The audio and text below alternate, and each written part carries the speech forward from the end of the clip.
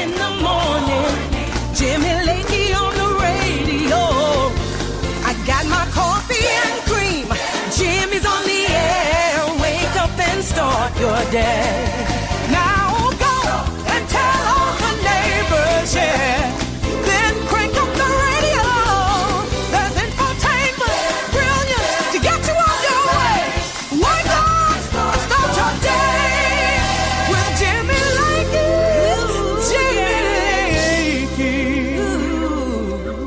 Top of the morning to you, everybody. Happy Monday. Good to have you here. Glorious day the Lord has made. 13th day of October, year of our Lord 2025. And have to break the news to you. Guess what? Today is the exactly 1 month commemoration as we start to count down to my birthday. I just want to throw that out there for you. For those of you that have been shopping for me, I'm sure that's many of you. My birthday is coming up November 13th. So good to have it. Just throw that out there. It's 1 month away. All right, good to have all of you here in the program. Jared Knott, historian extraordinaire, going to be on the program in just a bit. Breaking news this morning, the hostages have been released. Overnight, probably while you were sleeping. If you didn't know, at least 20 living hostages have been released into Israeli custody. They are been reunited with family, friends, and are undergoing, obviously, medical checks and going to have begin what they would call a slow re-entry, just to find out the emotional, the physical, the damage that has been done. And peace is marching on, though, in the Middle East, and President Trump was in Israel for the release of the hostages, and he just moments ago left Israel and is heading to Egypt for the official signing of the peace deal, and also to talk about further peace scenarios in the Middle East. So it is an amazing circumstance, an amazing moment in history I think we're all living through. It's going to bring us to the question of the day. I'll get to that here in just a moment.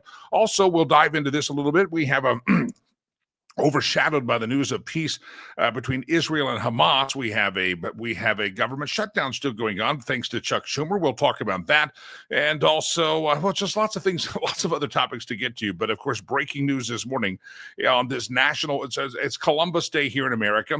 FYI, it's also National Herpes Awareness Day. If you need to be aware of it, be aware of it. Be aware of herpes. But a happy National Columbus Day. But the breaking news throughout the morning is that the hostages have been released, and President Trump was there in Israel. It was amazing. There was a series of speeches that were made overnight, and I say yesterday, but for us, it was, you get the idea. The time zones sometimes screw up our references to whether it was the yesterday there or yesterday here.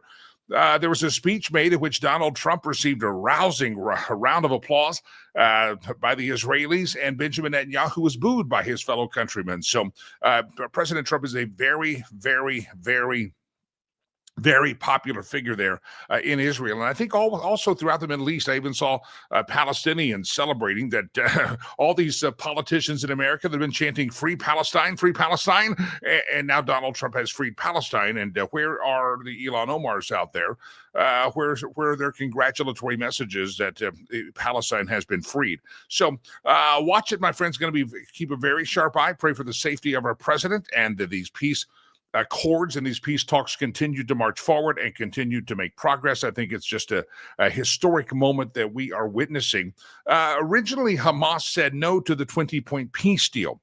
But because of President Trump's deal-making ability, he went to Qatar, and also to Turkey, and he was able to go to other Middle Eastern allies, some of the Arab states, and say, listen, you need to get Hamas in line, and you need to let them know that if they don't straighten up here real quick, first of all, you would like a deal with us, right? You'd like some kind of a deal with us, whether it's energy or whether it's Turkey as an ally. You want some military equipment. You're going to have to perform here and get this thing done. And so those countries went to Hamas and said, you don't understand what's on the table. We're not dealing with old demented Joe Biden with his poopy pants. We're not dealing with the Barry Hussein Obama. We're dealing with a guy who you don't want to mess with him. And so 2 days later, Hamas comes out and says, tap, we're in, we'll sign this whole thing. So keep a sharp eye. There's a couple of things that could be still a little hitch in the giddy up. The good news is the hostages are out. And so that bargaining chip is no longer on the table. Part of the phase 2 that starts to trigger now is that Hamas has to totally disarm. And they have been reticent to do that, according to sources. But I have a feeling that Turkey and Qatar and some of the Arab allies over there are going to make sure that Hamas walks a narrow line because they want to deal with Donald Trump. Even Hillary Clinton, I don't know if you saw this, even Hillary Clinton said she congratulates she commends the work here by Donald Trump. Now, Antony Blinken, the former Secretary of State, actually says it was Joe Biden who did this. Is there anybody out there that in their right mind that thinks Joe Biden did anything to step that Israeli-Hamas conflict towards peace? They wouldn't even talk with him. There was never even an attempt to get people to the table. Antony Blinken is an idiot. And these people that want, like Jessica Tarloff, that want to hold on to Democrat talking points are devoid of reality.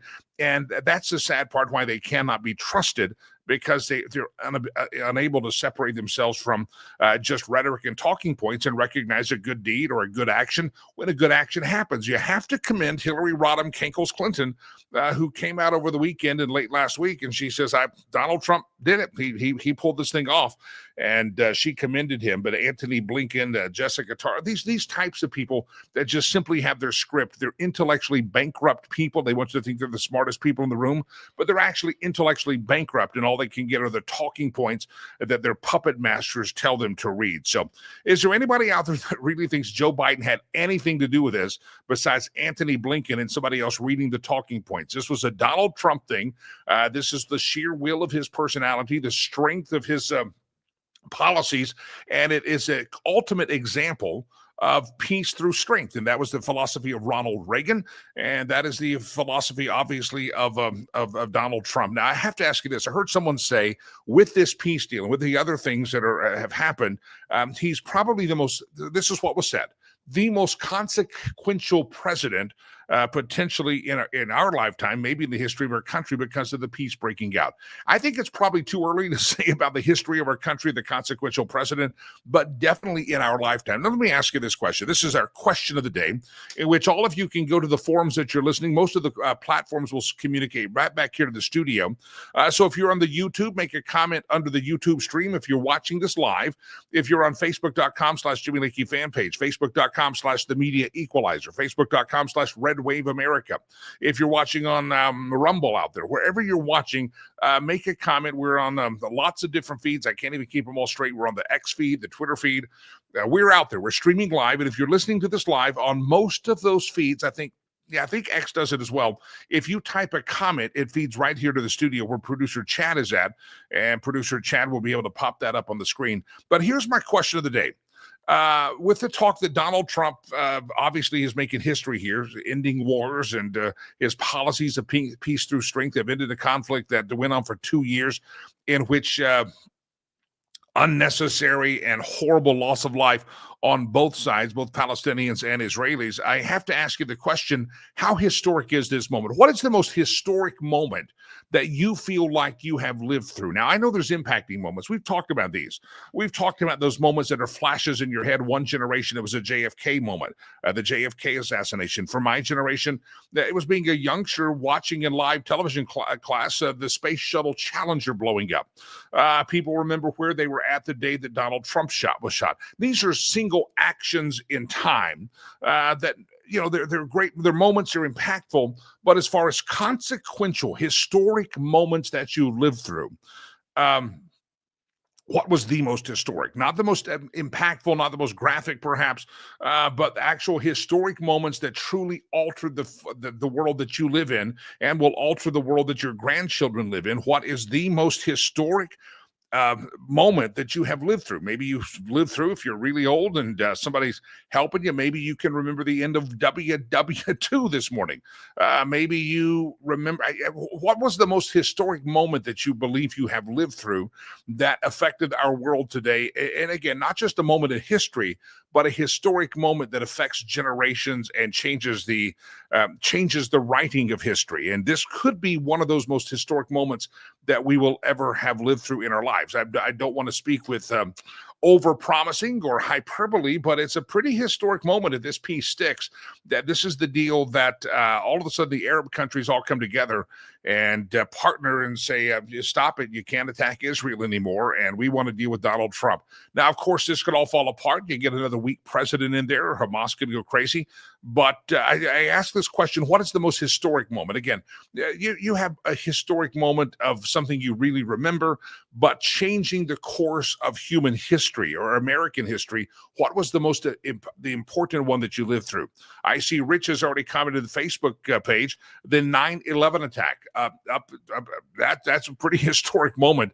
The way you go to the airport, the way you do so many things in life today were affected by what happened on September the 11th, 2001. That was a very historic moment.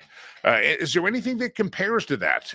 Did we know at that moment that this was going to be a moment in history that was going to alter really an entire generation, keep us at war for 20 years? I mentioned the airport and the travel.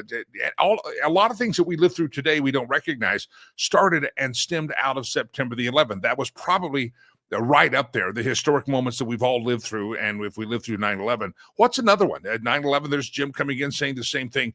Is this going to be, could this be? I know this was not a battle between us and a foreign country, but in the history of global relations, could this be one of the most historic moments that we've ever lived through? And again, not trying to add too much on it, but I think it is a pretty darn historic moment, being that every president has said they strove for peace in the Middle East, and yet not everybody is not everybody's been able to achieve that.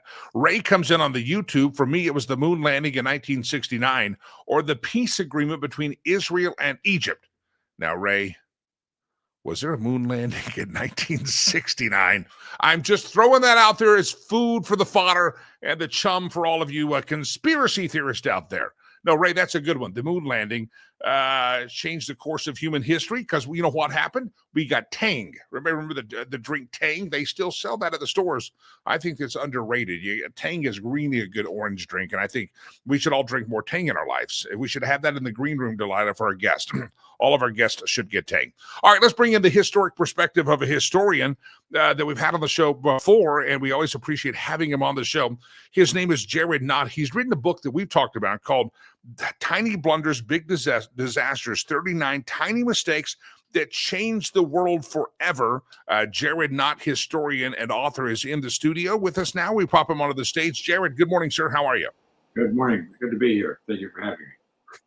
Jared, I kind of a big picture question. You're a historian. Moments that we have lived through in American history that affected the trajectory of America. 9/11 is one of those historic moments that happened.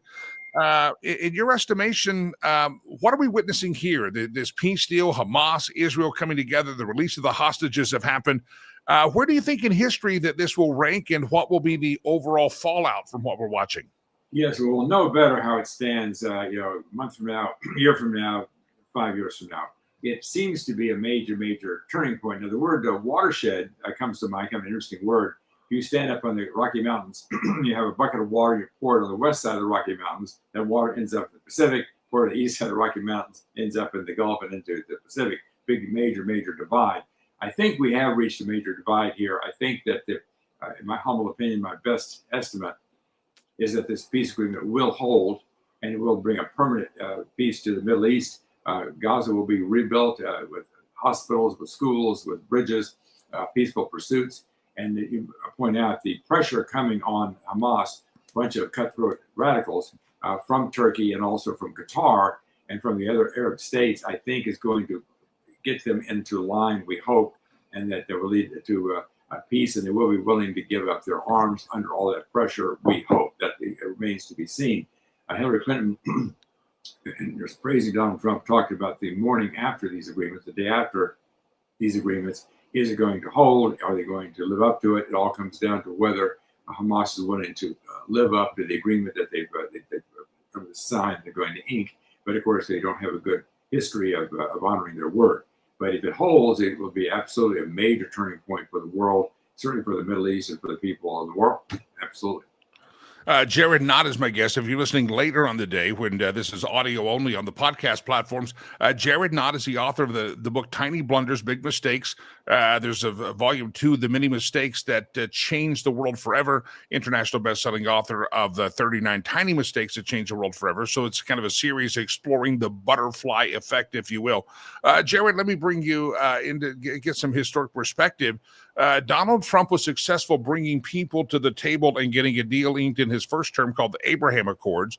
Now he obviously has a historic deal in which peace has seemingly broken out in the Middle East. What is it in history, and is there someone else in history that comes to mind that is unable to do? How is Donald Trump able to do what other presidents have not been able to do, is get people that are potentially legacy enemies to come together for the agreement of the Abraham Accords and for peace? What is it about him and his style or what he does that makes this happen?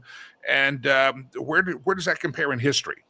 Yes, he operates on a whole different plane, I think, than any of the presidents in the past. Of course, the deal maker, the art of the deal, he's ended, I guess it's 8 wars now that he has ended, which is huge, absolutely huge. And he sees things that are possible and is over. The definition of genius is being able to see things that are there that nobody else recognizes.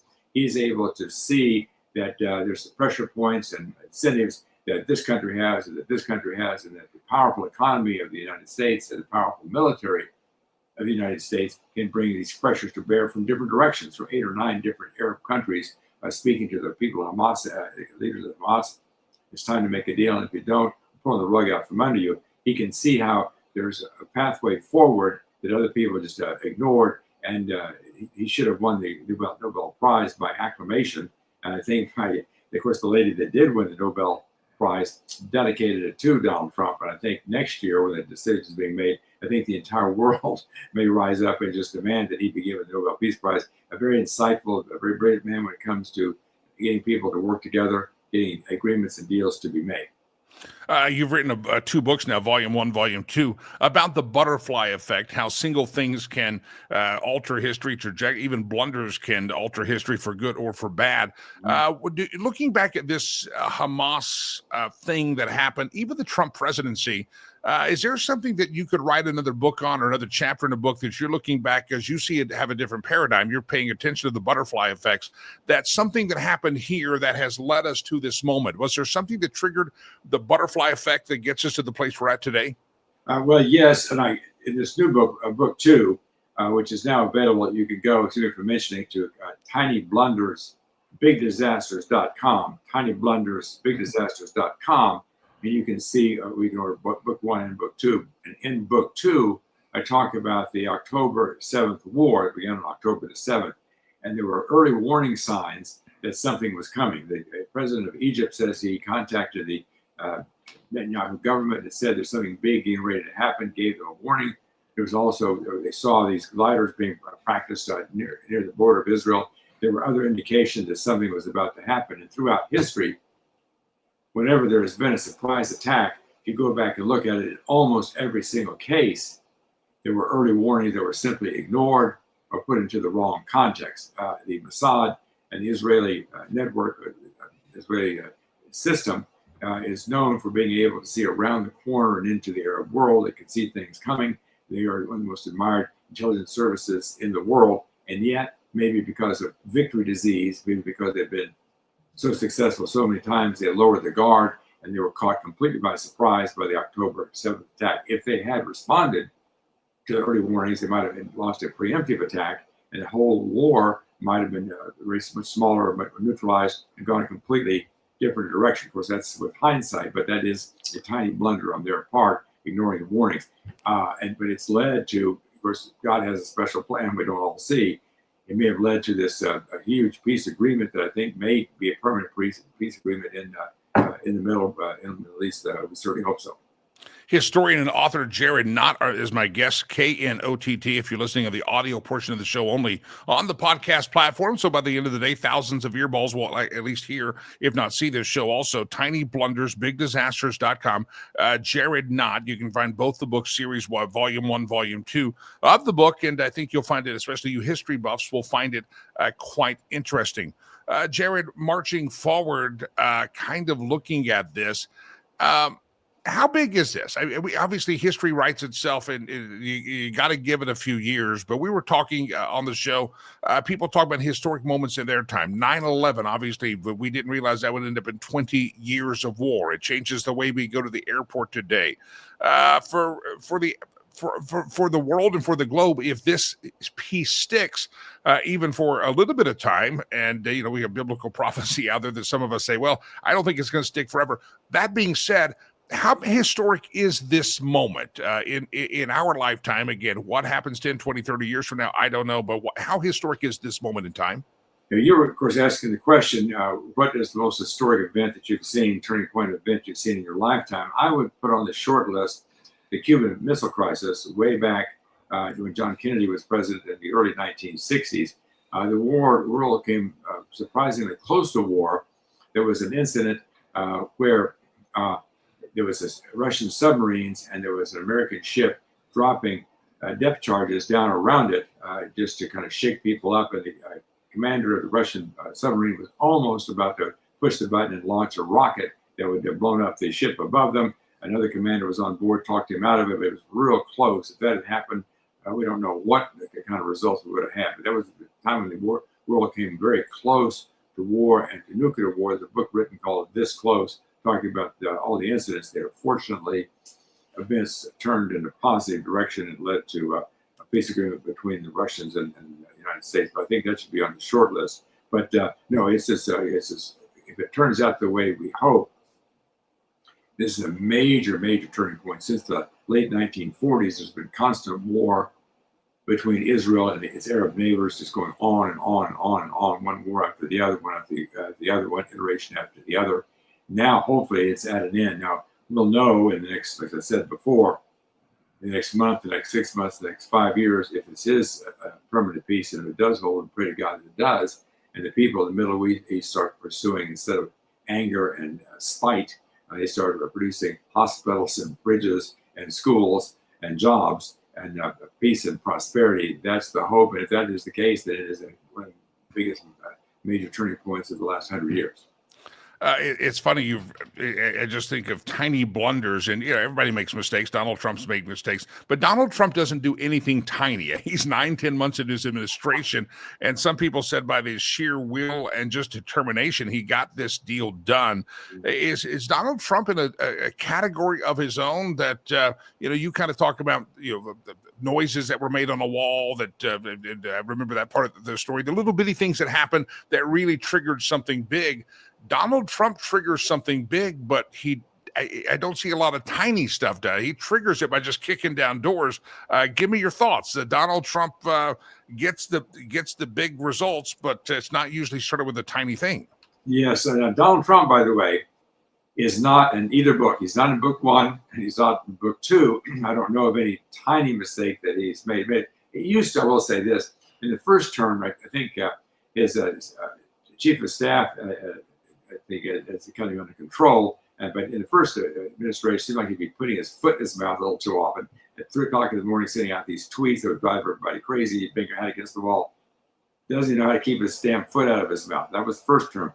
This term, he's been much more moderated, much more diplomatic in his communications, handling that whole situation much better. And so, no, he doesn't make too many mistakes. He makes mistakes, but no tiny mistakes that led to anything disastrous. And it's going to be, you can start to make the argument, if things continue to go the way they have been, that he will be our most successful president that we've ever had. He's operating kind of on a different plane than all the presidents of the past. So nothing but kudos to what he's done so far. And we're just getting started. I think it's 8 wars now. 8 wars. Yep. One of my favorites is the Buddhist monks there in Mongolia, Cambodia. They wore these beautiful scarlet robes, and I think 6 or 7 of them, 1,000 of them, all stepped forward to nominate Donald Trump for the Nobel Peace Prize. How good is that? Yeah. There's 7,000 Buddhist monks in Cambodia nominated for the Peace Prize, along with everybody else. The lady that won, of course, dedicating it to Donald Trump. He's doing a remarkable job. The website is tinyblundersbigmistakes.com. If you missed the first book, you can now get number 2, and I'll explain it. But these books are highly acclaimed, especially for those of you that love general history. Military history has been the #1 American Book Fest Award and finalist in general history. The same for the military history category. American Book Fest Award called the books the winner in the United States history. It's an Amazon #1 international bestseller. 2021 Next Generation Indie Books gave it the top category finalist in historical category. 2021 American Book Fest gave it best book for history. Georgia Independent Writers Association awarded the best history nonfiction. The first book was Tiny Blunders, Big Disasters, 39 Tiny Mistakes That Changed the World Forever. And now you have Tiny Blunders, Big Disasters, that book 2, and the Tiny Mistakes That Changed the World Forever. Is book 2 just a continuation of book 1, or do you take kind of a different angle?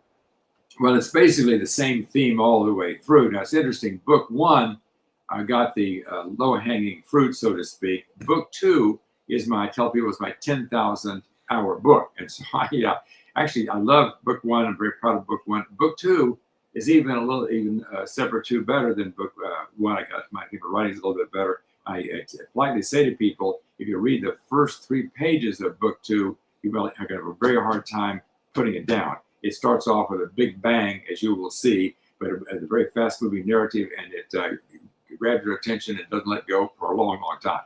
I'm going back, and again, Jared Knott, we'll wrap up here, but the Tiny Blunders, Big Disaster, look it up, Jared Knott, Kontt. I remember in book 1, I wanted to do a compare and contrast. Book 1, the noise, something happened, something fell off a wall, and it changed the course of history. I want you to tell that story, because that's one that I remember back when you were on the radio show with me. And then I want you to kind of give a story like that, a teaser from book 2. So take us to book 1. What fell off the wall and what happened? Yes, there was, I'll give you kind of the concentrated version of it here, but there was Cyrus the Great, who was mentioned as the Bible. He was the one who gave his Israeli people their freedom, allowed them to come back to what is now Israel. But he was heading towards a war with Croesus, who is the emperor of the Lydian Empire, and Cyrus the Great was the founder of the Persian Empire. The two were heading towards a war together, and Croesus sent a word to the oracle of Delphi, who's going to win this big battle that's coming up. And the oracle said, a great battle will be fought and a great victory will be won. He took that to mean that he was going to win. Well, not so fast. Anyway, so they have the big battle. They fight. The Spartans, by the way, are on the side of Lydia, of Croesus, and they fight basically a draw. Then Cyrus the Great packs his troops up into his ships and sails away. Okay, they won. The Spartans go home, but they don't call him Cyrus the Great for nothing. About a week later, he turns around, he comes back and starts the battle again. They fight another battle, something to a standstill. But Croesus pulls his people back into this giant fortress up on a hill. And winter is coming. It could be that Cyrus has gotten himself into a real box here. He doesn't have enough supplies to support his army through the winter. And then, so it may be a standoff or maybe a disaster. But then here comes the tiny mistake. Soldier up on top of the wall actually kicks his helmet off of the wall. It was tumbling all the way down to the bottom.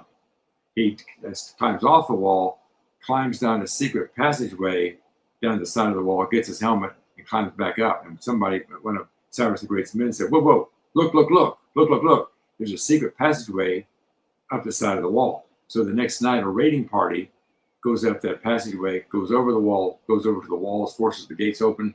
The army's there on the other side. They come forcing into the city, and the city falls. And if it hadn't been for that tiny mistake, it could be that instead of being called Cyrus the Great, he might have been called Cyrus the Chump. Yeah. And book 2, give us a quick sample, like an appetizer on that one as well. Yes, the Roman Empire had lasted well over 1,000 years, and they had come down to where they were in one remaining gigantic fortress. That's there at Constantinople, which had held as a fortress, had held for over 1,000 years. Beautifully built, 3 different ramparts, 3 different thicknesses to the wall, a moat. It had water on 2 sides. It was considered as close to an invincible fortress as you can possibly have. But the Black Plague had wiped out the population of Constantinople. They only had like 6,000 or 7,000 people defending it. and then the Ottoman Empire was put a major assault against it with like 80 or 90,000 people, but they were holding on and looked like they were going to, once again, there have been 23 different assaults on that fortress, once again going to be able to be successful in defending the fortress. But here was a tiny mistake. Somebody forgot to close and lock a gate, okay, on a major wall. The enemy discovered that the gate says unlocked. They come pouring into the city, and the city falls. And Elon Musk sent out a playful tweet on this about 2 or 3 years ago, showing his cartoon of a soldier in bed with blankets pulled up and his helmet on with a bubble with thoughts. Did I lock that gate yesterday? And the Turks are a little bit offended. Hey, they're making fun of this situation, but that's what happened. Somebody made a tiny goof, and the whole Roman Empire, like what was less of it, collapsed completely. Jared Knott, you appreciate history. I don't know where it's going to measure in the grand scheme of things, but we're living, at least this is a historic day. It's been a historic week, and safe to say this is a historic presidency, whether you like him or not. We're living through our own history, and looking back, our kids and grandkids may think we lived through a pretty big moment of history that we may not think is that big, but it could be very big. Jared Knott, I appreciate you coming on. The website, tinyblundersbigdisasters.com. It's right there on the screen. Did I get it all right, Jared? Exactly right. It's a fun place to visit. It has 3 free chapters. It also has a portrait gallery with 27 personalities, a little bit of dirt on each one, and it's a very fun place. I also have free Instagram reels that are fun to watch. A John Wayne reel and an Elon Musk reel. It's fun to watch. tinyblundersbigdisasters.com. Everybody go there. Get a book if you're a history buff. This is one that I think you will enjoy, and there's now volume 2 out, or number 2 out. Tiny Blunders, Big Disasters. Jared Knott, I appreciate you coming on the program. Good to see you again, and we'll talk again very soon. Tiny Blunders, Big Disasters, 39 mistakes that changed the world forever. And now there's number 2. Just look it up, Jared Knott, Knott. If you are a history buff, that is something that really needs to be explored. By the way, he mentioned Cyrus, and I mean, Cyrus, I was just doing a little reading yesterday about Cyrus. There are some people that study biblical prophecy, and they kind of look at typologies and castings of people from the Bible. And there's some people, pretty, I guess, compelling argument that a little-known guy that's mentioned in the Bible named Cyrus, Donald Trump is kind of like a Cyrus in our day and time, the same way that Cyrus was in the Bible. We'll dive into that later in the week. I was just doing some reading about that over the weekend, and I've heard it before, and I was reading, and I said, that makes a lot of sense. So we'll maybe get into some of that biblical parallel or foreshadowing or prophecy later on the week, but just keep that in mind. Our question of the day is this. What's the most historic moment that you believe you have lived through? Looking back, what will your grandkids or great-grandkids say? Grandpa, you lived through that? I can't believe it. This one on the screen, I think, is an excellent answer. 9/11, I think most of us, at least Gen Xers like myself, we agree 9/11 was pretty impactful. The Space Shuttle Challenger was big, nasty, and it was horrible, but I wouldn't say it changed for all of us the course of human history. We weren't affected. I mean, we were affected emotionally by watching the Challenger blow up, but personally, I wouldn't say affected by it, other than just like, oh my God, I can't believe I had to watch that in my classroom, and there were no support counselors that showed up. You just go home, we'll see you tomorrow. And you're like, I just watched that. Gen Xers, we're indestructible. We really are. But Stacy also mentioned in that comment the COVID, the booger cootie virus, the plandemic or the pandemic, depending on what you think. I think looking back, we will look back at this era of history that we've lived through, and that the COVID stuff will probably be one of those moments that has shaped and altered history. I mean, you look at it now, I have more skepticism, more doubt, more anxiety as far as just trusting the people, the halls, the hallowedness of the government institutions, people that you used to think you could trust. I have more distrust than ever before. I mean, how many years did people think they could trust the CDC or the FDA? And now you're looking going, I question all that. So I think Stacey's right that we will look back, and COVID actually altered the course of human history or American history because I think it raised our eyebrows. It's kind of like COVID raised a lot of parents' awareness on schools. What happened? Kids were sitting at home. The kids were sitting at home, and what were they doing? They were on their iPads. They had the volume on, and parents were, locked out from work, so everybody's at home, and you're listening to what your kids are learning. You're like, wait, what are they teaching you again? And all of a sudden, parents woke up and they started going to school board meetings. And we've had the FBI started investigating parents who went to school board meetings because why?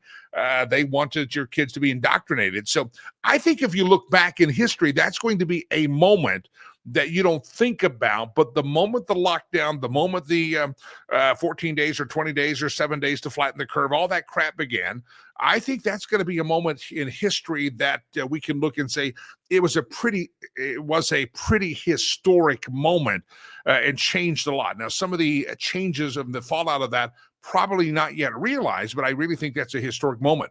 Again, 9/11 comes to mind. Some people have said the JFK assassination. Ray says Roe versus Wade, Carter signing over the Panama Canal. And again, those are big moments and they're historic, but it affected our country. But as far in the trajectory of our country, and I think it put a blind on us in the sight of God, the legalizing of the murder of babies. I think you're right there. I can't say it affected me. There's some things that affected me. The 9/11 affected me. It's the way I travel, the way everything. It was a real direct impact to me. The Panama Canal affects our country, not a direct impact on me. But these are very, Ray, you're absolutely right. These are very historic moments. Let me give you another one. I think that we will look back in American history. This is just a prognostication from Brother Jimmy. You take it for what it's worth. Ready for this?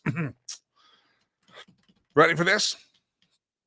The day that Donald Trump came down the escalator, the day that Donald Trump was elected in term one, and the day it was elected again, I think Donald Trump will be considered, and the rise of Donald Trump as a political figure and a political leader and the president of the United States and the leader of the free world, I think looking back, it's going to be pretty historic. And people say, where did it all start? It didn't start on NBC on The Apprentice. It started that day he came down the escalator. And I think that's going to be one of those things that if we ask this question in 20 years, what is a historic moment that you've lived through that changed the course of human history? I think a lot of us, and nobody has said it so far, but I think a lot of people say the day that Donald came down the golden escalator, I watched it live. There will be people that will tell their kids and their grandkids and maybe their great grandkids, I was there, or I watched it on television when Donald Trump came down the escalator. That is a moment in time, a decision that was made that he's going to run for president. Again, good, bad, and different. History always judges presidents, and we'll figure out how it all works out. Like the truth is now coming out about Joe Biden. They tried to protect him all these years. Now history is being written. And I think they tried to destroy Donald Trump all these years. I think at the pace we're going, once he's out of office, history will be written that Donald Trump was a great president. But I think that's a historic moment that your kids and or your grandkids will say, the moment that Donald Trump came down the escalator, you may not remember the time or the place. Maybe you weren't paying attention to the news. I was on the radio. I remember when it happened, had to talk about it the next day. Wasn't quite sure if Donald Trump was really serious about this thing. I liked his speech about illegal immigration, but I just wasn't sure where to fall on it, but I had to talk about it. So I remember it because I was in the news talk business. But I think that will be a moment in time that even though maybe you didn't witness it live, you heard about it. And that would be one of the most historic moments that we've actually lived through, and we may not even know it. We think that peace in the Middle East is a big deal, and it is. We think that a lot of these things are big deals. I think one of the things that will happen in our lifetime and our future generations for America is we will look and say the day that Donald Trump came down that golden escalator is one of the biggest moments in history. All right, keep those answers coming. What's the most historic moment you actually feel like you have lived through? And as you've watched the news story or hear the news stories that these hostages are coming or have been released now, and peace has evidently broken out, I ask you this question. How historic do you feel that this moment is? How historic do you feel this moment is? And do you feel like this is going to be right up there? All right, good to have you. Someone else also mentioned another one. I think it was a great one. Let me scroll back up here. It might have already popped on the screen, and I just can't keep up with everything. Bob says this on Facebook, one of the Facebook feeds. He says, the most historic moment of my lifetime was when Richard Nixon resigned. That moment emboldened liberals and their lackeys. Be careful with the use of lackey. Let's make sure we say that right. Lackey, not a Lakey. Okay, just get that right there. In the media for the relentless assault conservatives for the next 50 years. You're right. our brother O'Connor out in California, the attorney was a Deep Throat's attorney, talked about how today's partisan politics or partisan media started at the days of Watergate with the newspaper betraying their source. And so, Bob, I think you're right. That is a moment in history you thought it was about the presidency, you thought it was about presidential privacy or integrity, all that. But really, you're absolutely right. John O'Connor, look up his book, Postgate, how the partisan media spawned out of that. We've had John on many times. Bob, that's a very astute point. That if you want to know why it is that CNN, MSNBC, why we have all these propaganda machines going out there in media, John O'Connor writes that it all started in the days of Richard Nixon and the resignation and the Watergate era. And again, you didn't recognize the fallout of the Watergate era. We don't trust the president. We don't trust executive privilege. All the things that we think of on the surface that the presidency and or the resignation and or the Watergate scandal affected us. But the real thing is when you flip through the dials today and you know that there's partisan journalism, when Donald Trump comes down that golden escalator, another moment in history, he's being judged by the partisan journalists that were launched and possessed by Beelzebub himself from the Watergate era. These two moments in history collide. The hatred that they covered Donald Trump with all was unleashed in the Richard Nixon era, Bob. That's a very good observation. All right, keep those things coming. Joseph posted this earlier this program, and I do want to reference this because I think you've got to look at everything in a biblical perspective. And I'm no I'm no expert on biblical prophecy, but I do know that a lot of the things that I believe that will happen that mark the end of this age that we currently live on earth and spark off a future age will happen in the Middle East. And there's alignment of armies and powers, and there's big stuff going to happen over there. So where we're at on that timeline, I'm not here to prognosticate or predict, but I do know, taking all of that out of the perspective of biblical prophecy and Israel and the persecution of the Holy Land, all that stuff, the Temple Mount, where God's going to restore his temple right now has a mosque on it. And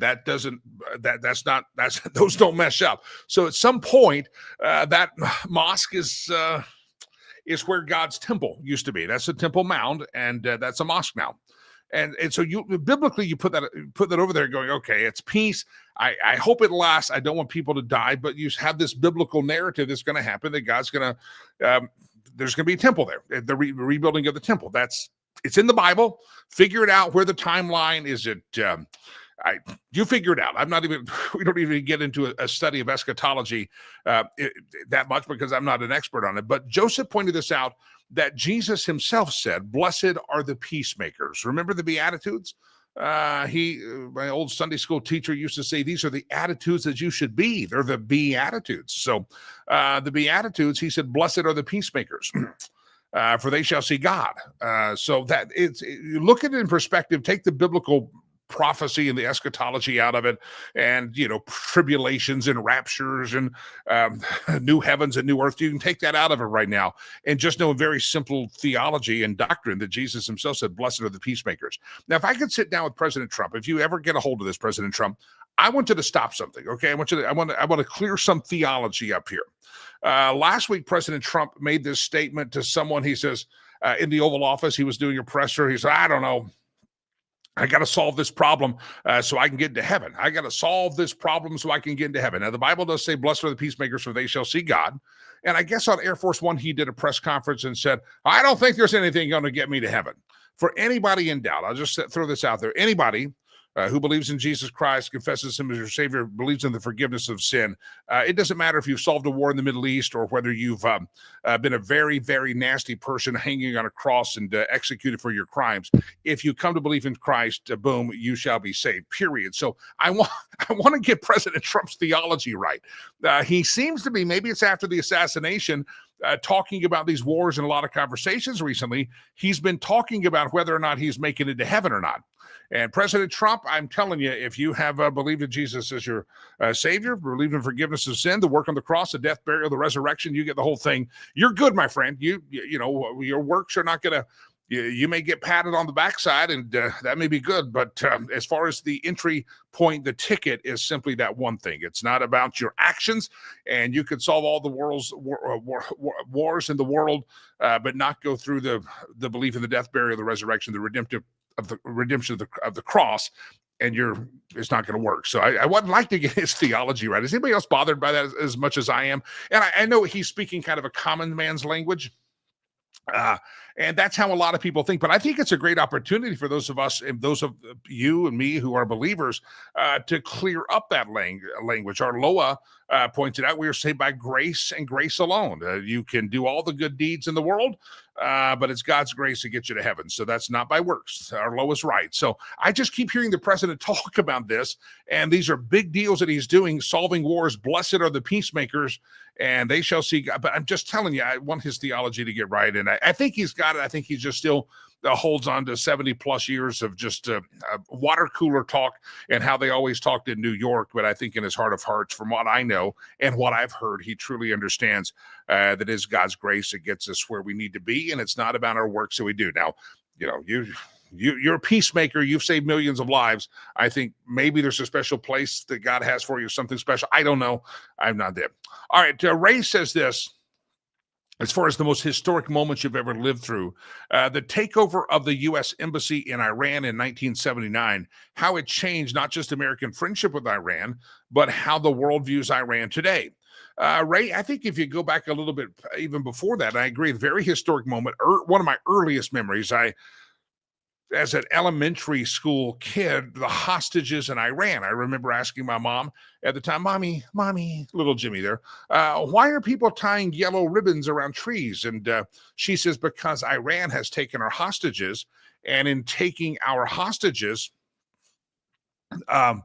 with the yellow ribbon's an old song, tie a yellow ribbon around the old oak tree. So I got permission, and she went to the fabric store, got some yellow ribbon, and little Jimmy's out there tying a ribbon around it wasn't an oak tree. We had this little dinky tree. I tied a tree. I remember this, and I didn't understand the historic ramifications of the Iran and what happened in Iran. But Jim, I think you're onto something. A moment that changed the course of human history isn't just the Iranian hostage crisis. It was the U.S. government policy to Iran that and our interaction with the Shah of Iran that led to the Ayatollahs popping up.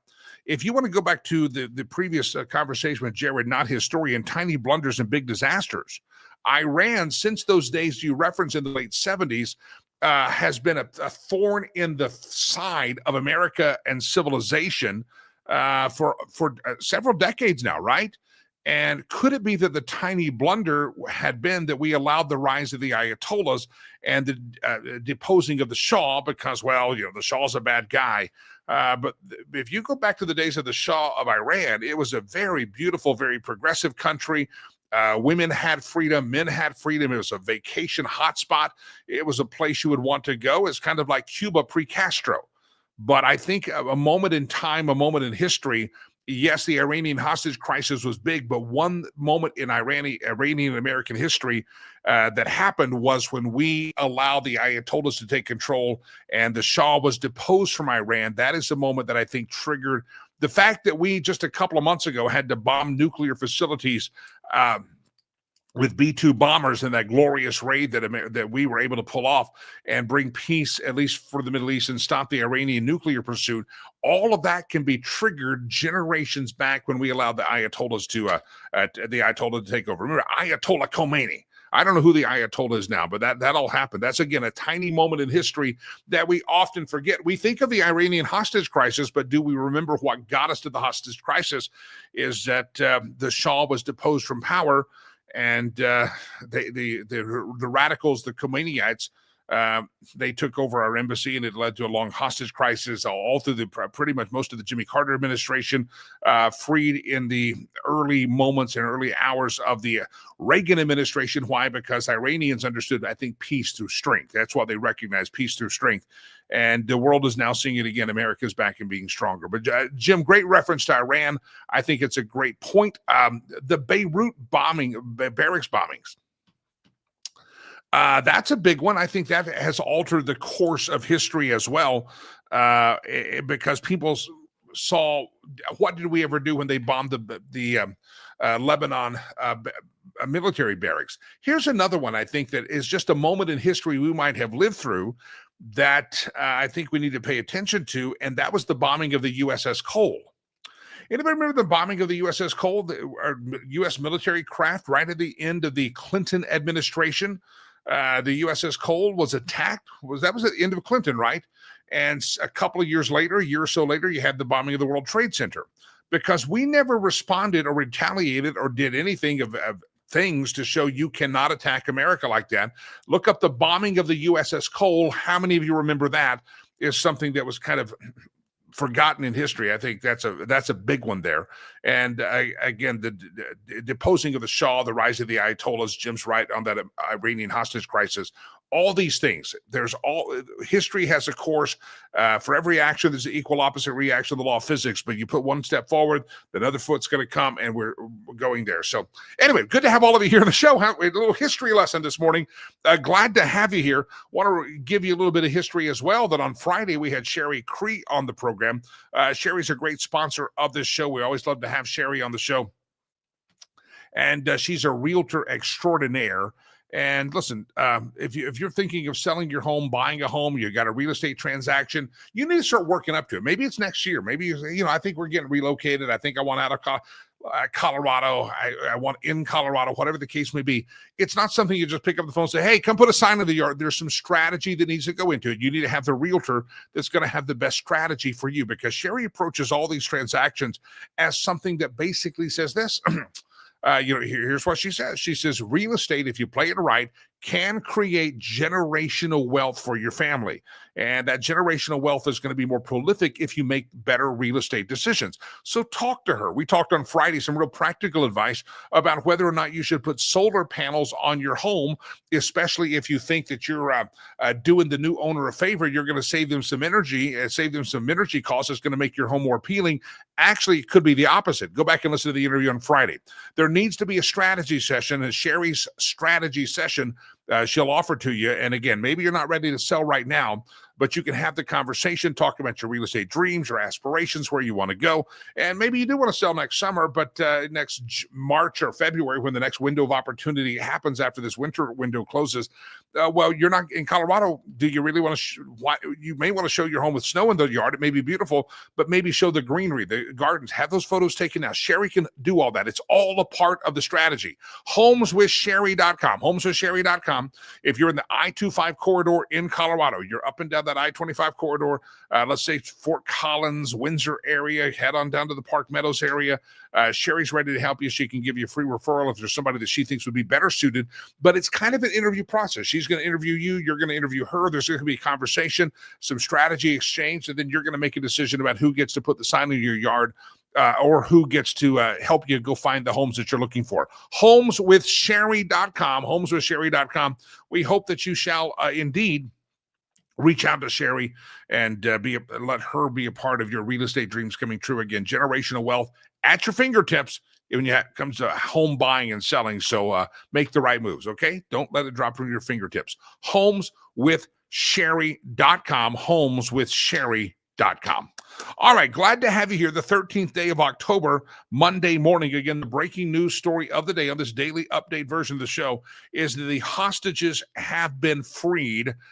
20 living hostages. I'm sure the remains. Don't have a full report on the remains of the hostages that were killed. What's quite interesting is there's women on the list of hostages.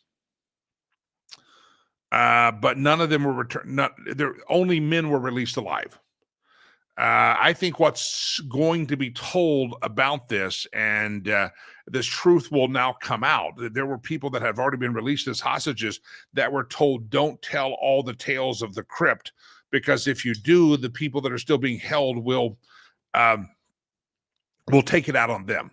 And I think what's going to be tragic and yet a necessary part of this is not necessarily for one person to tell the story, but people need to go on with their lives, reacclimate to family. But as I guess inspectors and the doctors and the psychiatrists that are meeting with these people today and are going to have to do follow-up, there's going to be a lot of intense follow-up on PTSD that these people have been through and what they've seen over the last 2 years as hostages. I think the tales need to be told just so we can see the utter evil of humanity. The tales need to be told of what happened. There were, again, all males were released. There were women hostages, but only males were released, which tells me they killed the ladies that had been held hostage. There are tales of sexual violence that happened against men and women in captivity. And again, it's just one of those things that I think the stories will be told. The story should be told. I'm not looking for one of these hostages to get down and do an interview, but I think the Israeli government and the international community needs to hear just a kind of a collection of this happened, and this happened. Not specifics about an individual. A lot of that stuff's going to be private. They're going to have to deal with that with God and therapy, and we pray for all these hostages. And that's something I think you can do today. We celebrate, but what a powerful thing to pray for these hostages. They have been through utter hell. They have witnessed things. They have experienced things physically, emotionally, sexually, the last 2 years that humanity should not live through, because these are evil, demonic people that have held them in their captors. And so today in the celebration, I would encourage you, I'd beseech you, therefore, brethren and sistren, that you might want to say a little prayer for some of these folks, because you can't imagine. So again, I think we sometimes forget that, don't we? Delilah, we forget that, right? Yeah. Yeah. When I talk about forgetting to pray, Delilah, you're the first one that comes to mind. Don't throw that at me. I'm on the air. All right. Good to have all of you here, everybody. Pleasure to have you here. It's Columbus Day in America. Are the Italians out there happy? I think producer Chad's got some Italian blood in his system. I don't know if he's making me any Italian food today. By the way, I sent producer Chad off the Instagram, because I'm like that.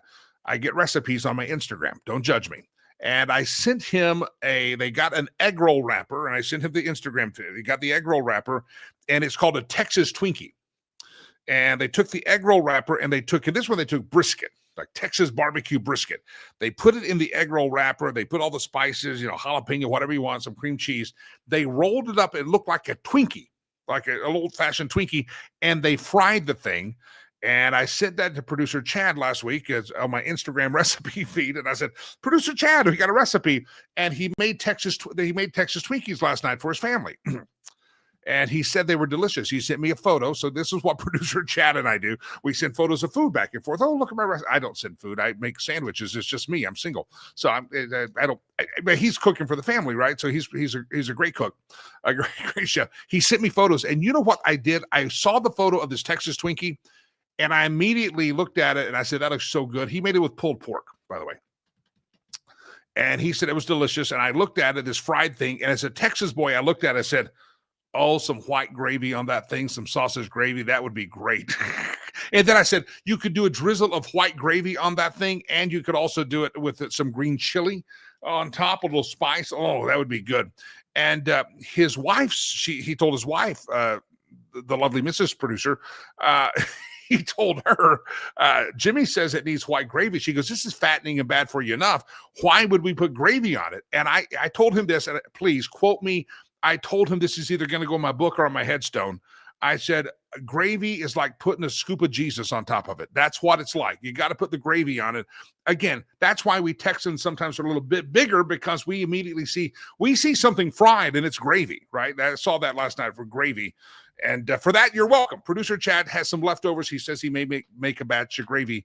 He's just not going to let the lovely Mrs. Producer see it, because she's a medical professional, and she would be very frightened that she had to eat fried food with gravy. But listen, you're a Texan, you see fried food, you immediately think gravy. Shoot, you see any food as a Texan, we see food, we see gravy. It's a little dab of Jesus on the top. That's all it is. A little dab of Jesus. Give me some Jesus on there. I felt like Paula Deen when I typed that last night. I said, Paula Deen would say this, but that's a Lakey original. So any of you, next time you scoop the white sausage gravy on top of your biscuits, that's a little dollop of Jesus. That's a little ladle of Jesus right on top. And you're welcome for that. And now I'm hungry. We got to go, but we got a great guest coming up, so don't go anywhere. Marley Harnick is on the show. We've talked to her extensively several weeks ago about diving into the Tina Peters case here in Colorado. But Marley Harnick is not just involved in great efforts to help Tina Peters. Marley is also involved in, anybody heard the name Letitia James? Well, Letitia's that old prosecutor that came after Donald Trump for bad actions. It turns out that Letitia's been lying on her mortgage applications, lying on her taxes about the use of her property. Marley, good morning. How are you? Good morning, Jimmy. I'm hungry now, too. I have had those Texas Twinkies, though. I'll tell you, they are amazing. I don't think I had gravy on mine, though. Nobody thinks of gravy because, I think of it. You could dip. You don't have to. You could, because it's a Twinkie you want to eat with your hand, but you could dip it into the gravy like a chicken strip in ranch. I'm telling you, we Texans. That's why, again, I'm on a constant weight loss plan because I see food. I think gravy. I just think gravy. I don't know why. All right, redamerica.vote is your the newest website. I think you have that's new domain since we got together, but it's the same great material. realamerica.vote. I just mentioned the name Letitia James. You're not sitting by just watching the news about Letitia James. You have taken some action. That's true, Jimmy, because we can't sit by and watch the news, and we can't count on the administration to fix everything for us, because how many hands do they have realistically? And so that's why realamerica.vote is partnering with New York Citizens Audit to redress serious election grievances and civil rights abridgments in New York, where the infamous Tish James had attacked citizens attempting to communicate with their own representatives about problems they had uncovered in New York's election process and election certification. And she came down on the warpath with the big wide hammer, her and the New York State Board of Elections, and tried to get rid of those citizens and interfered directly with their representatives to dissuade representatives from even listening to those people. And this is an outrageous violation of the original founding principle, which is legitimate representative government. You cannot have liberty. You cannot have property. You cannot have rights if your government is allowed to tell you when they're right and when they're wrong, and you're not allowed to question them. This is what America is all about at the core. And these people are going to be very sorry they messed with New York Citizens Audit. And realamerica.vote is stepping in to make sure this case is heard. A lot of folks aren't familiar with the whole story, but I would go back in time. We had an election a couple of years ago. Maybe we were elected. Some people thought that some nefarious things were happening in that election. And really, if you just raise your head up and said, hey, what about the machine? What about this? What about you were called a conspiracy theorist or a Trumper or a J6, or you were called names. And but there were some legitimate concerns, and the New York Citizens Audit had some of those legitimate concerns. And again, we think Tish James hates Donald Trump. Talk about what she did. What were the things that people were coming to the table going, hey, Tish, we might want to pay attention to this. It's a little weird over here. What were those things that they were coming forth with, and what was her response?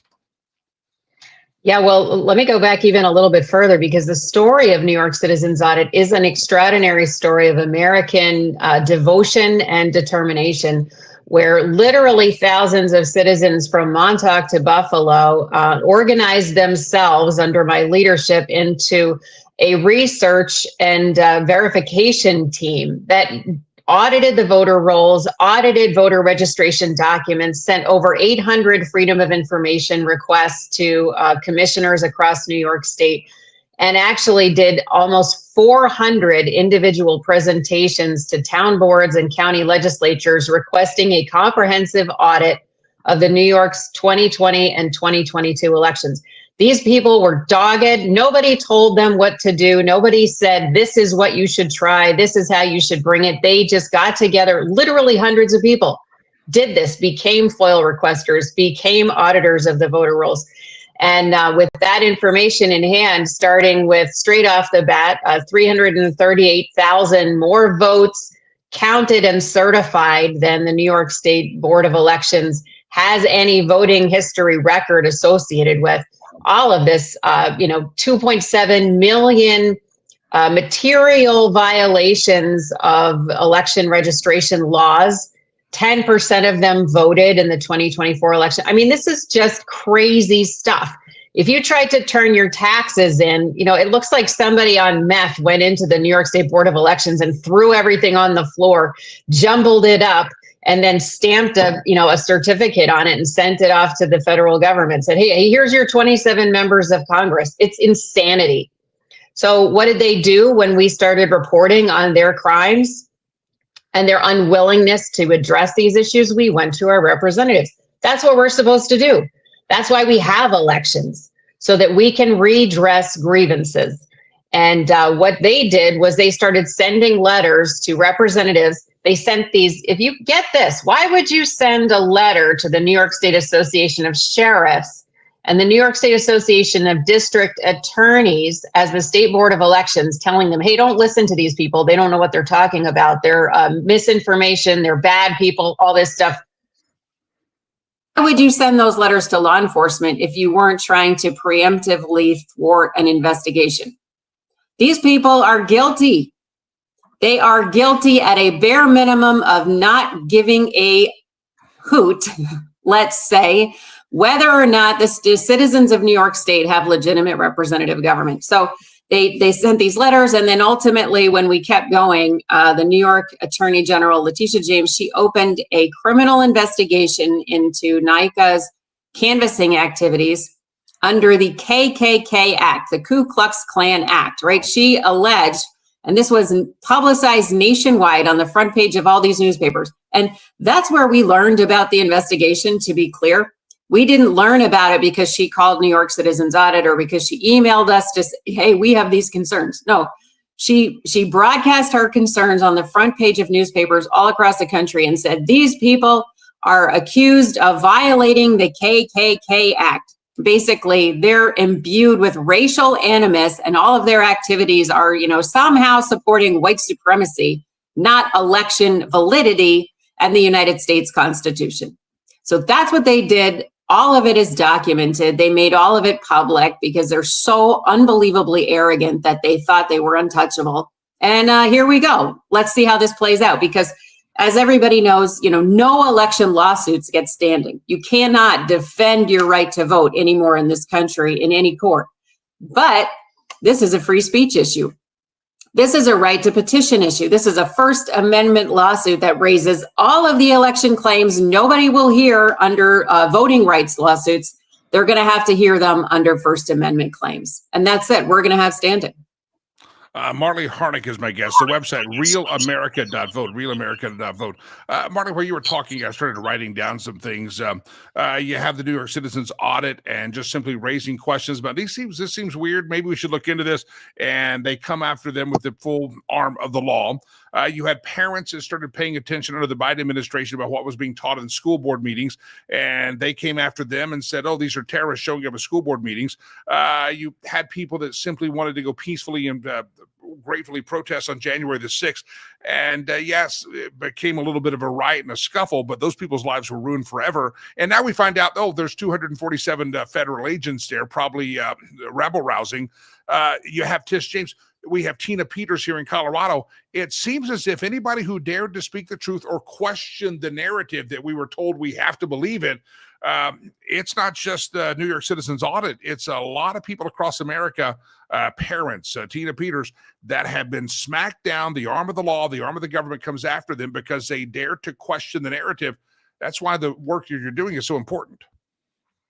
Yeah, I totally agree. This is not sadly, it's not a unique circumstance. And the arrogance of progressives who believe that they run this country and they decide what the law is, and we have to sit down and shut up and take it, is extraordinary. And it affects people in all cases all over the country. And that's why I got involved. That's why so many of those people in New York Citizens Audit and now realamerica.vote came together, because how can you fix any of these problems if we can't have legitimate representative government? If we can't have real elections in this country, then none of the problems you mentioned will ever be redressed, will ever be repaired.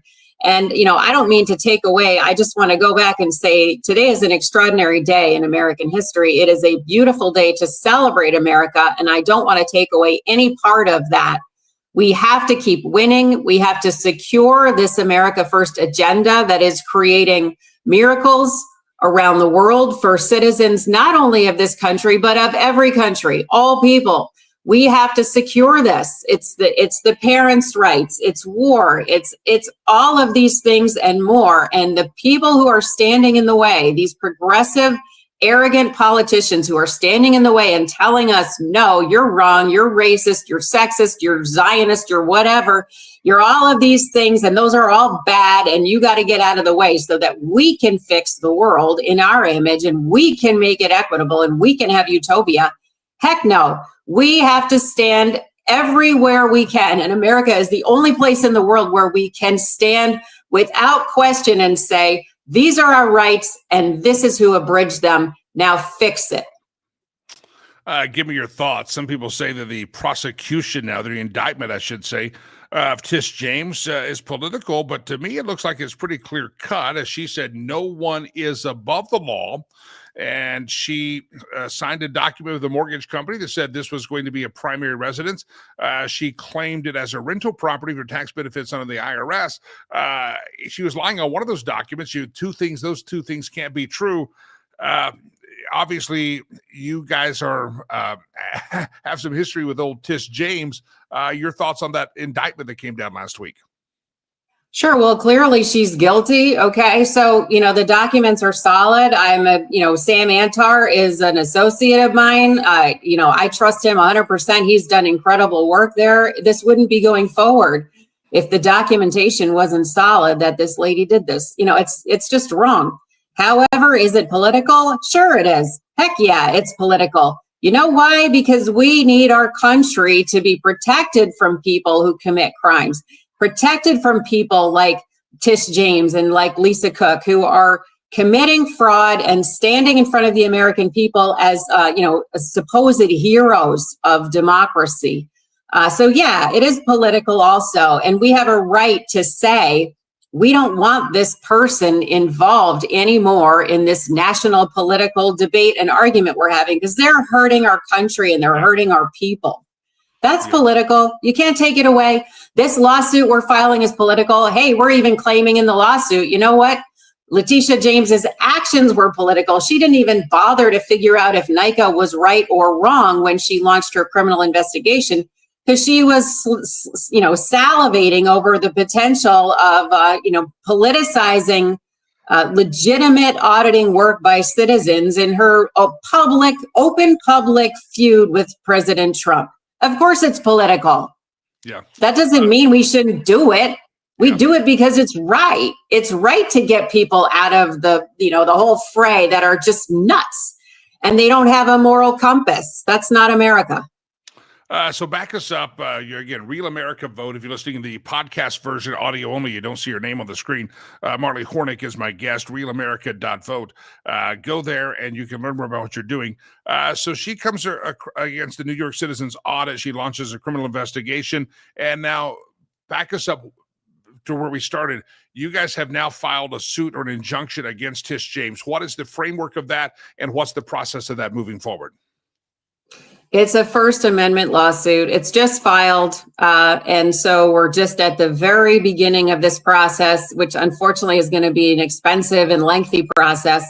It's going to take time for us to adjudicate this matter, but we're going to fight it all the way.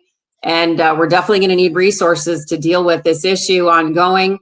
But it's a First Amendment lawsuit that alleges election violations. So we are finding a way to, it's like every court you try to enter in this country, you can't say, my voting rights were, they say, well, if your voting rights were abridged, that's just too specific. It doesn't really affect the election. And if you say, well, everyone's voting rights were abridged, they say, well, that's a generalized grievance and you don't have an injury.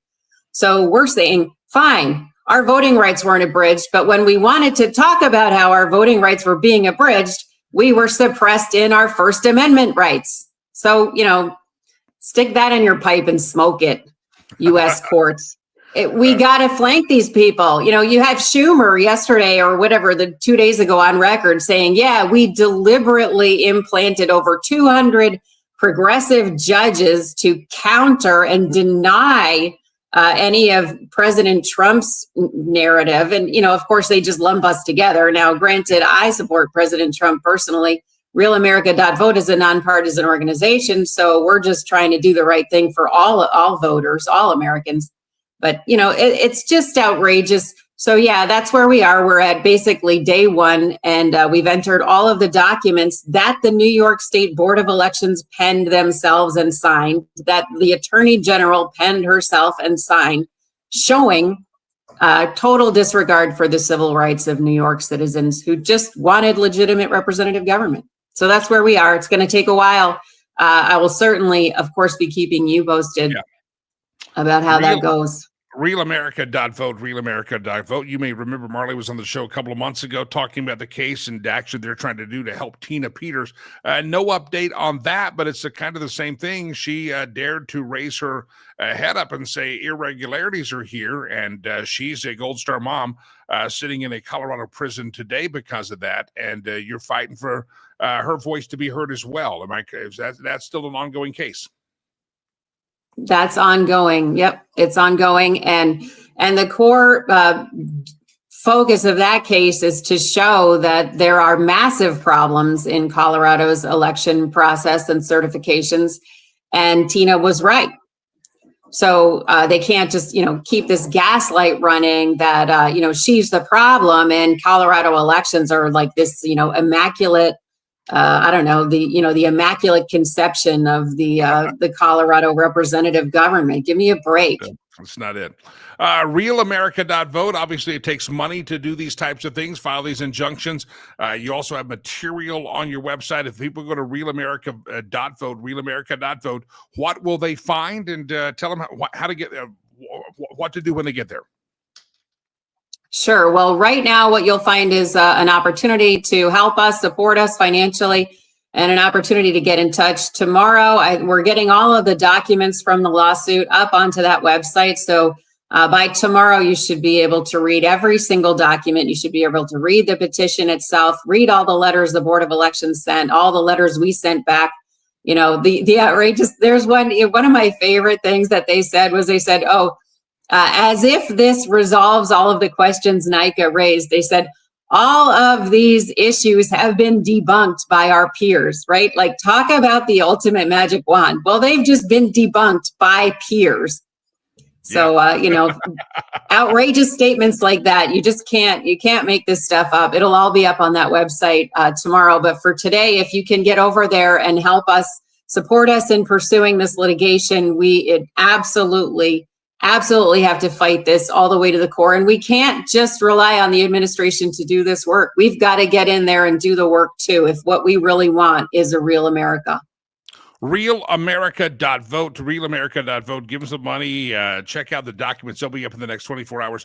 Marty, keep us posted on this. As it's funny, the Bible says the truth. You'll know the truth will set you free. We're learning a lot about the truth of January the 6th. Slowly, the history is being told about that election, 2020 election. And now we're learning the truth about Tish James, these people who came after Donald Trump in a very political and nasty and unfair way, weaponized the justice system. We're learning the truth. So what was done in secret and in private is now being exposed out for all the world to see. And you're a part of that. RealAmerica.vote. Marley Hornick, I appreciate it. RealAmerica.vote. You're one of the thousands of people listening to the Earballs on the podcast version of the show. RealAmerica.vote. You go to the website. Marley, thanks for hopping on. And next time you make those Texas Twinkies, you let me know. Thanks, Jimmy. You got it. Marley Hornick, RealAmerica.vote, RealAmerica.vote, RealAmerica.vote. All right, that was the extra. It's like a special session of Congress there. We went extra long for you today because it was a lot of great information. But we're not going to disappoint you. Not only are we going to talk about food and gravy and Texas Twinkies and mixing. I know my friends in Texas don't even know what green chili is. New Mexico, Colorado, we have a green chili, not just a red chili, and it's fantastic. Hatch green chili. There's Pueblo. There's different places that grow the green chili. So those of you watching got to say, you're like, green chili and gravy. What's green chili? Well, come to Colorado. It's a lot of green chili up here. And it's yummy when you mix it with your sausage gravy. Just throw that out there. Arloa says fried foods and gravy, my favorites. Arloa, that's because you are a true American. And of course it's our favorite. And now I'm hungry and I'm trying to lose weight. Oh, by the way, I'm on a 30-day plan, a 30-day plan to lose a lot of weight. but talking like this is not going to help me. Let's do it. Let's meme roulette. Ready? Right, it's time to do the meme roulette on the program. Round and round the globe we go, and then we have things that pop up on the screen that are fantastic. Here we go. Stolen meme section of the show. Round and round the globe we go, where we steal the memes from. No one knows. This is a man standing next to a ladder. This is my step ladder. I never knew my real ladder. Oh, don't groan. That's a great dad joke. That's a great dad joke. Don't moan like that. Round and round the globe we go, where we steal the memes from. No one knows. Baby elephants are born weighing 250 pounds, making them the biggest baby in the world except liberal women. Yeah. True. Round and round the globe we go, where we steal the memes from. No one knows. Oh, look at there. Don't judge me for drinking before noon. Judge yourself for waiting so long. What's the old adage I've heard said? I've heard it said. I've never said it. You can't drink all day if you don't start early. Bad advice. Don't do that. Yeah, don't judge me, though. Round and round the globe we go, where we steal the memes from. No one knows. How to deal with terrorists. There we go. Barack says, let's negotiate. And the terrorist says, I will blow poop up. I said poop because it's a family show. Joe Biden, while he was pooping his pants, says, let's negotiate. And they said, I will blow your poop up. Well, Joe's like, I already blew my depends up. What are you talking about? And then Donald Trump changes it. He says, I'll blow poop up. And they said, let's negotiate. Yeah, that's how to deal with terrorists. That is a summation of American history right there. And that will be written in the books of history. It will. Round and round the globe we go, where we steal the memes from. No one knows. There's a Taco Bell on fire. Speaking of poop, this definitely started in the bathroom. It could have. That very much could have started in the bathroom. I like Taco Bell. Delilah judges me, but I like Taco Bell. No, it's one of my comfort foods. I've told you, when I was a dead broke college kid, I could scrape together enough money once a week to get a bean burrito, and that's still my comfort food. So I like it. All right, round and round. Their tacos are good too. I like them. Round and round the globe we go, where we steal the memes from. No one knows. On a Christopher Columbus Day, here's to Christopher Columbus, the only illegal immigrant the left ever hated. Yeah, why did they hate Christopher Columbus? He was just a man that got turned around on the streets and the oceans, and he showed up here in 1492. Columbus sailed the ocean blue. Oh, he's an illegal, an interloper. We have to respect the indigenous people. Interesting. Very interesting. Round and around the globe we go, where we steal the memes from. No one knows. Ladies and gentlemen, that silence means like teats on a bull. We have milked the meme machine dry, and there's nothing else to see here today. Don't forget our charity, riverspromise.org, riverspromise.org. Ray jumping in on the recipes and agreeing with me that gravy may be a good option. Try jalapeno gravy on your Texas Twinkies. I had the gravy in Texas. Yum. Well, the key, Ray, is I know the producer, Chad, I think, put fresh sliced jalapenos inside the Texas Twinkie.